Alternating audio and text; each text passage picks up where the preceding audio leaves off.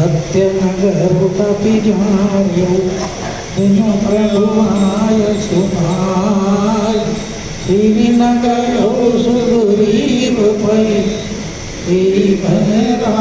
लुकाय सियापति राम जय जय मेरे प्रभु राम जय जय राम करो परमादरणीय सुपस्थित मानस प्रेमियों, लंका कांड में आप अंगद रावण संवाद सुन रहे हैं।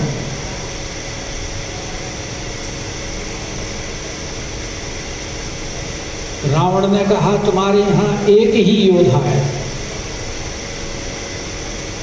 जिसने लंका जलाई। अंगद जी बोले वो तो हरकारा है, योद्धा है ही नहीं, और अगर उसने लंका जलाई है तो बिना स्वामी की आज्ञा के जलाई, इसलिए वो वापस ही नहीं गया, डर की वजह से छिपा बैठा है। और अगर तुम उसे योद्धा मानते हो तो हमारे दल में ऐसा कोई नहीं है जो तुम्हारे साथ युद्ध करे, क्योंकि रावण के उस बात का उत्तर है जो रावण ने कहा था ना कि तुम्हारे कटके माझे सुनु अंगद और मोसन फिरई कवन जोधा बद। रावण ने डींग मारी थी ना अपनी कि हमारे तुम्हारे कटक में कोई ऐसा है ही नहीं जो मेरे से लड़ सके, क्योंकि सत्य वचन है महाराज आप। अगर हमारे दल का कोई तुच्छ वानर तुम्हारी लंका जला गया, तुम्हारे पुत्र का वध कर गया और तुम देखते रह गए, उसका कुछ नहीं कर पाए, तो हमारे दल में तुम्हारे से लड़ने योग्य कोई योद्धा नहीं। क्योंकि हमेशा प्यार मोहब्बत ब्याह सगाई मित्रता शत्रुता बराबर वालों के साथ हो, और कहाँ जुगनू और कहाँ सूरज के जो मृगपति बद मेढ़ुगन तो फल की कही को उतार। अरे तुम्हारे जैसे मेढकों को मार के हमारे दल वालों ने कोई अपना अपयश थोड़ा ही कराना है। कोई कहेगा देखो बेचारे कमजोरों को मार के चले गए, क्योंकि हमारे दल वाले तो सारे सिंह हैं और तुम्हारे निशाचर सारे मेढक। तो सिंह अगर मेढक को मारे तो कौन बहादुर कहेगा। इसलिए कह रहे हैं कि यद्यपि लघुता राम कहू अरे तो ही बधे बड़े दोष। अरे रावण तेरे साथ लड़ने में तो हमारी अपनी ही बेइज्जती है कि कमजोर के साथ में लड़े। राम जी उनकी बेइज्जती है, बल्कि उनकी ही लघुता है और उनको ही दोष देगा कोई कि ताकतवर होकर के कमजोर को मार दिया। तो रावण बोला फिर आए किस लिए हो? अरे भाई जब लड़ना ही नहीं था तो ये कटक इकट्ठा करके क्यों आए हो? बोले वो तो इसलिए आए हैं कि अब भी तू समझ जाए।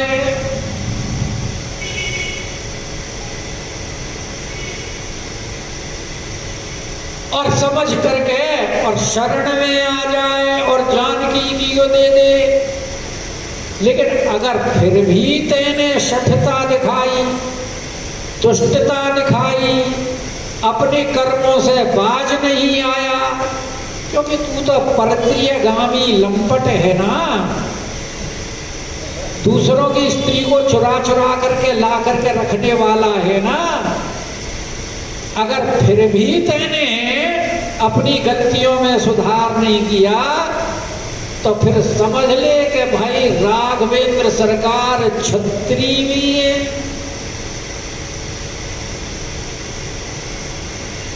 और क्षत्रिय जाति का जो क्रोध होता है बड़ा भयंकर होता है। क्षत्रिय तो किसी से बैर नहीं करता, और बैर करता है तो फिर भूलता नहीं, और जब तक उसका बदला नहीं ले लेता तब तक चैन से बैठता नहीं। एक तो क्षत्रिय जात और ऊपर से उनका क्रोध हो।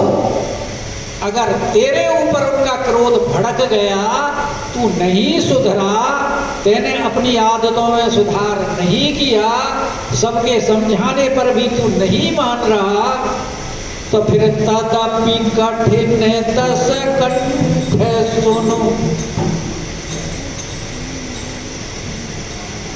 फिर रावण तेरा बचना बहुत कठिन है। क्योंकि क्षत्रिय जाति का रोष बहुत कठोर होता है। तदपि कठिन कठोर रोष है, क्षत्रिय जाति करे रोष। अब जब अंगद की ऐसी टेढ़ी टेढ़ी बातें रावण ने सुनी कि वक्र उक्ति धनु वचन सर,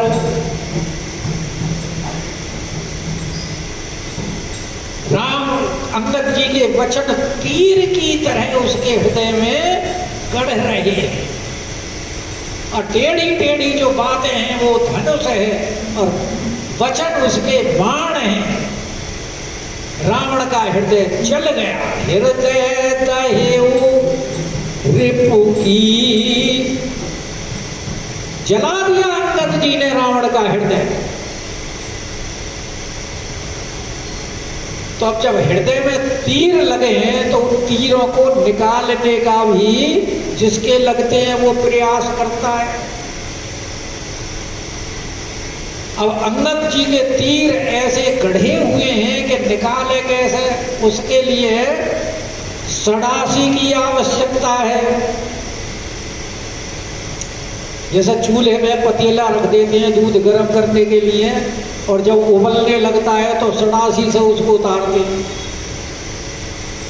ऐसे ही जब ये चल रहा है रावण, तो ये भी उन तीर बाणों को निकालने के लिए सड़ासी का प्रयोग कर रहा है, और सड़ासी में प्रत्युत्तर दे रहा है कि प्रति उत्तर सड़सिन मनहु और काढ़त भट तससी। वीर रावण उनको निकालने का प्रयास कर रहा है। अब उत्तर तो कुछ बना नहीं,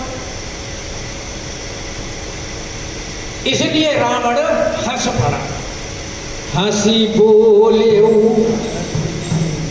दस दस मौली तब, कपि कर बड़े गुण एक। रावण हंसते हुए अंगद जी से कह रहे हैं, बंदरों का एक विशेष गुण होता है, और हंस भी दसों मुख से रहा है। हंसी बोले दस मौली,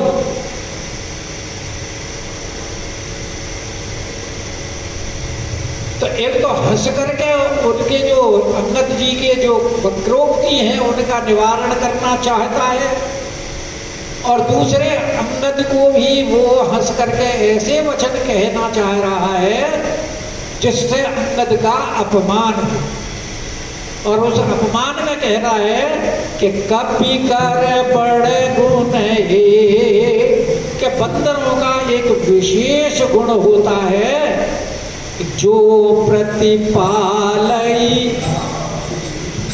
जो बंदरों का पालन पोषण करता है। तासु हित, उसका हित करने के लिए नाना प्रकार के उपाय करके चेष्टा करता है ताकि हमारे स्वामी का हित हो।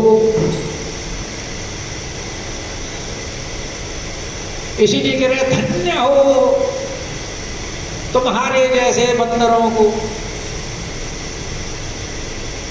कि धन्य कीस जो निज प्रभु का जा। अपने स्वामी के पेट भरने के लिए, पालन पोषण करने के लिए जहां तहां इधर उधर नाच करके, नाना प्रकार की क्रीड़ा करके, भाव भंगिमा के द्वारा और लज्जा का त्याग करके, कि धन्य कीस जो निज प्रभु का जा, जेते नाचही परिहरि लाज। अपने लिए नहीं, स्वामी के लिए नाचती हो और उन्हें कोई लज्जा शर्म भी नहीं होती। और किस लिए नाचते हैं कि दर्शक गण देख करके और हमारी उस नाच गान से प्रसन्न होकर के जो नाच कूद है और हमारे मालिक के पेट भरने के लिए, पोषण करने के लिए कुछ पारितोषिक दे दे। कि नाच कूद करी लोग रिहाई। तो धन्य हो तुम्हारे जैसे बंदरों को जो दूसरों के लिए परहित करई धर्म निपुणाई। कि आप जैसे वानरों की धर्म की निपुणता धन्य है, जो अपने स्वामी के लिए। ऐसे ही तुम अपने स्वामी की जो प्रशंसा कर रहे हो वो तुम्हारी जाति का गुण है, तुम्हारा दोष नहीं है इसमें कुछ। जैसा तुम्हारी जाति अपने स्वामी के लिए जो कार्य करती है वही तुम कर रहे हो, इसलिए अपने स्वामी की व्यर्थ में प्रशंसा कर रहे हो।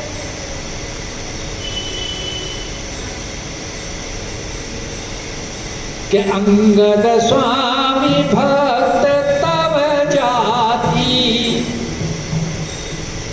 तो अंगद के माध्यम से जितना भी वानर समुदाय है, एक तरह से रावण ने सबका अपमान किया, सबको वैसा ही बताया कि अंगद स्वामी भक्त तव जाति और प्रभु गुण कसन कहसी एई भांति।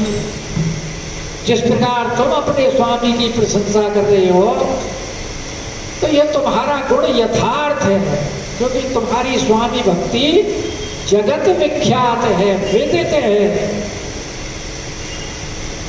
और मैं इसलिए सुन रहा हूं तुम्हारी सारी बातें,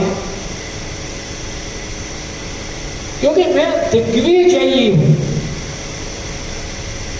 और राजा जो होता है वो गुणों का ग्राहक होता है। जितने भी गुणी होते हैं वो सब अपने अपने गुणों का प्रदर्शन राजा के दरबार में आकर के करते हैं, और राजा उनके गुणों के अनुसार, उनकी योग्यता के अनुसार उनका सम्मान करता है। तो कह रहा है क्योंकि मैं गुण गाहक परम सुजान, क्योंकि मैं दिग्विजयी हूं इसलिए परम सुजान भी हूं। इसीलिए तव कटु रटनी करऊं नहीं का, मैं तुम्हारी इन कड़वी कड़वी बातों के ऊपर ध्यान नहीं देता।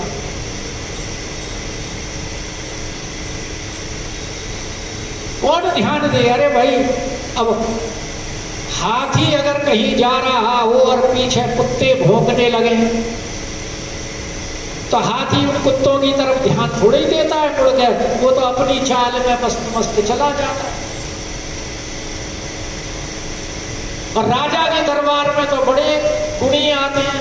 एक ब्राह्मण आए, उनको धन की संपत्ति की कुछ इच्छा थी, पुत्री के विवाह आदि के लिए। सुना कि राजा बड़ा गुणी है, बड़ा नाम देता है गुणियों को।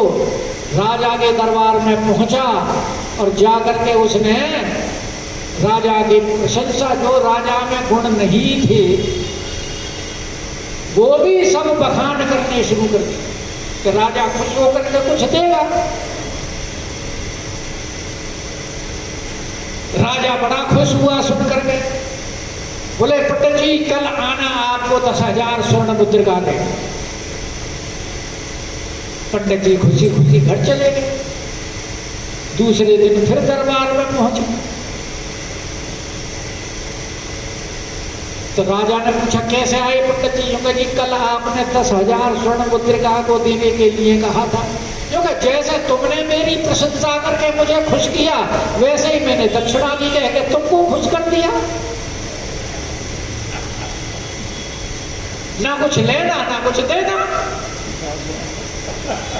कोई तुमने भी तो झूठी प्रशंसा की थी मेरी। तो ऐसे ऐसे राजा भी गुणग्राहक होते हैं, और रावण भी ऐसा ही राजा गुणग्राहक है। कह रहा है तेरी कटु वचनों को मैं कान नहीं देता, सुनता ही नहीं। किताब कटु रटनी करमु नहीं खाना, तो कहे कपि तव गुण गाह के ताई। जो महाराज सत्य है, आपकी गुण ग्राहकता हमने भी सुनी है। अच्छा किससे सुनिए? कि पवन सुत मोहि सुनाई। हनुमान जी ने आकर के हमको, अभी तो थोड़ी देर पहले अंगद जी कह रहे थे कि वो लौट के ही नहीं आया, अब कह रहे हैं कि हनुमान ने सुनाई थी। तो वो तो रावण को नीचा दिखाने के लिए कही गई थी हनुमान के लिए कि भाई वो तो केर लघु धावन, वरना आगे तो अंगद जी रावण को धमकाएंगे। यूं कह रहे हनुमान कोई बंदर है क्या, कपी है क्या? आगे तो वही में आएगा। और यहां भी देखो पवन सुत सत्य से उनका सम्मान कर रहे हैं अंगद जी, क्योंकि सठे साठ्यम समाचरित। शास्त्र कहता है कि सठ के साथ सठ जैसा व्यवहार करें, तभी वो सीधी लाइन में आता है, वरना तो वो सीधी लाइन में नहीं आता। तो जैसा रावण प्रश्न कर रहा है, रावण ने जैसे अपमान किया, ऐसे ही रावण का अपमान करने के लिए अंगद ने हनुमान जी को केर लघु धावन का। लेकिन कब हनुमान जी की प्रशंसा तो वो आगे वो करेंगे, वो इसलिए अब कह रहे हैं कि है कपि तव गुण गाह के ताई, और सत्य पवन सुत मोहि सुनाई। क्या क्या तुम्हारी गुण ग्राहकता सुनाई हनुमान जी ने। अब वो अंगद जी जरा वर्णन करने सुनिए। 3 बातें बताइए। वन विध्वंस, अशोक वन का विध्वंस किया, सुतोपधि,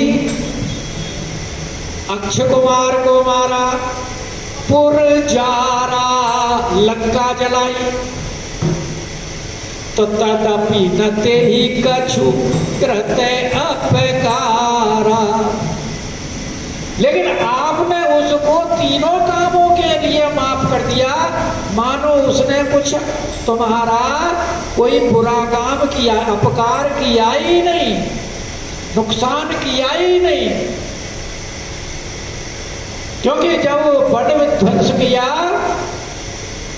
तो हनुमान जी ने कहा था कि कपि स्वभाव थे तोरे रूखा। वन क्यों उजाड़ा? रावण ने पूछा तो यही तो कहा था कि भाई खाए सी फल प्रभु लागी भूखा और कपि स्वभाव थे तो तुमने माफ कर दिया, ठीक है भाई। फिर राक्षस क्यों मारे? क्योंकि सबके देह परम प्रिय स्वामी मारही मोहि कुमार के मामी जेहि मोहि मारा ते में मारे। महाराज मेरा कोई अपराध नहीं है, पर तुमने फिर भी उसको बंधवा लिया, ये तुमने बहुत बड़ी गलती की। ते ही परमा देवता, और फिर उसकी पूंछ जलानी चाहिए। तो हनुमान जी ने तुमने उसको भी क्षमा कर दिया। एक तो तुम्हारा अपराध था कि तुमने हनुमान जी की पूंछ में पहले तो मारने के लिए हुक्म दिया, और वो तो विभीषण जी आ गए, उन्होंने तुम्हें समझाया तो तुम मान गए।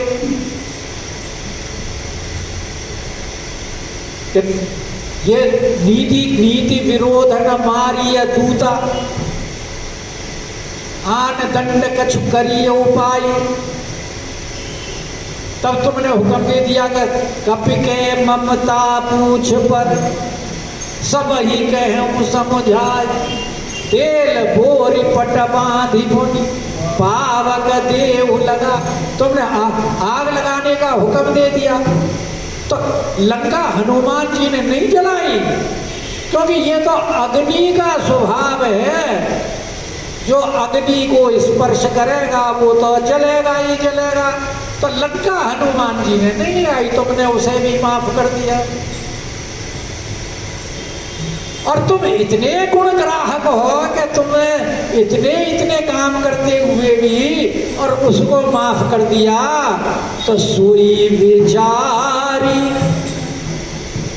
मैंने भी सोचा कि ऐसे गुण ग्राहक, ऐसे क्षमाशील, दोषों को क्षमा करने वाले कहाँ मिलेंगे। कि सोई विचारी तब प्रकृति सुहाई। तुम्हारे सुंदर स्वभाव को देख करके, ऐसा सुंदर स्वभाव, ऐसा गुण ग्राहक कहाँ मिलेगा। कि दस कंधर में कीन ठिठा। मैंने भी थोड़ी सी ठिठाई करके, और जैसे हनुमान जी ने तुम्हारे पुत्र को मारा था तो मैंने भी मार दिया।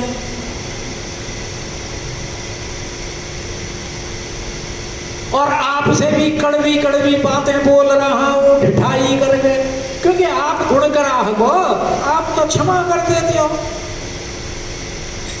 कि देखे आई जो कछु कपि भागा।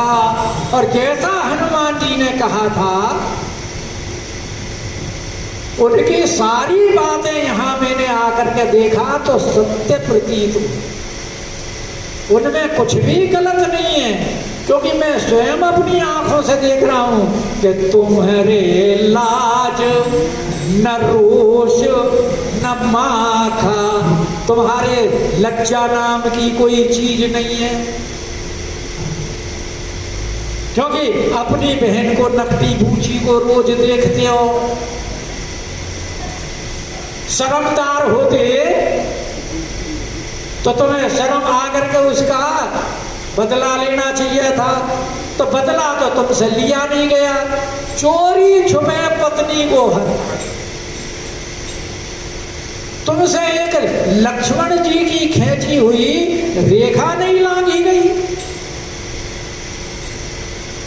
कि तुम्हारे लाज न रोष, ना तुम्हारे अंदर क्रोध है और ना माख है। वैसे रोष और माख एक ही शब्द है, लेकिन रोष बाहर से प्रकट होता है और माख अंदर से होता है। अब रावण तो कोई जवाब नहीं दे सका अंगद जी के बाद। अंत में ये बोला, जब कुछ नहीं सूझा तो बोला, अरे बंदर, अगर तेरी ऐसी ही बुद्धि है तभी तो तू अपने बाप को खा गया। कि जो ऐसी मति पितु खाएगी सा, कि दुश्मनों के साथ जाकर के मिल गया और अपने बाप को मरवा दिया। नहीं तो तुझे तो सुग्रीव से, जिसने तेरी माँ को अपने घर में रख लिया, उससे और राम से बदला लेना चाहिए था, और तू उनका दूत बना फिरता है। तुझे शर्म, तेरे को शर्म लिहाज नहीं है, कहे मुझको रहा है।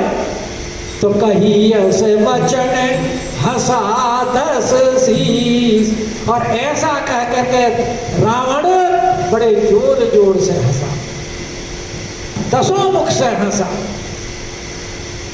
अंगद जी कहाँ चुप रहने वाले थे, बोले हाँ ठीक कह रहे हो आप, हमारे पिताजी के तुम मित्र हो ना, तो जब पिता को खा लिया तो फिर आगे भी तो दूसरा नंबर किसी का आना चाहिए।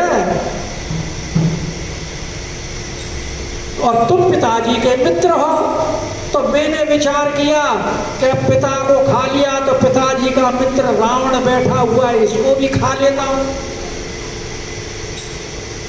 कि पिता ही खाई खाते पुनी तो, और इसीलिए मैं यहां तेरे दरबार में आया भी हूं,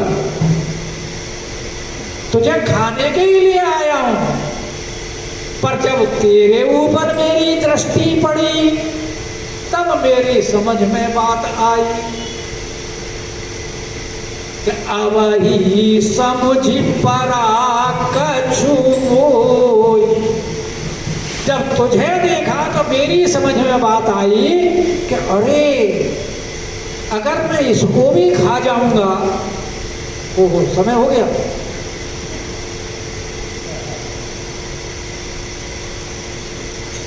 कि बाली विमल जस भाजन जानी, कि ये इतना विशाल काय, काला कलूटा विशाल काय जो राक्षस है, जो अपने आप को दिग्विजयी कहता है, जब तक ये जीवित है तब तक लोग देखकर कहेंगे अरे ये वही है ना जो बाली की काख में रहा था।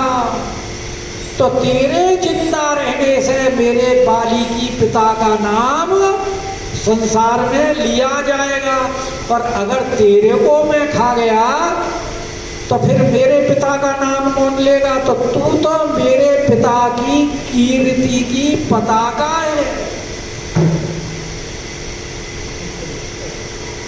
बाली विमल जैसे भाजन जानी, इसलिए मैं अब तुझे हता हूं न तो ही महाअभिमान। अरे अभिमानी नीच, इसलिए मैं तेरे को अब नहीं मारना चाहता, वरना तो मैं तेरे को खा जाता। अच्छा एक बात बता, तू जो इतनी डींग मार रहा है, तो ये बता संसार में अब तक कितने रावण हुए? कहू रावण रावण जग के थे, और मैं निज श्रवण सुने सुन जेते। बलि जितन एक गयऊ पताला, राखिहु बांधिस सुन है साला।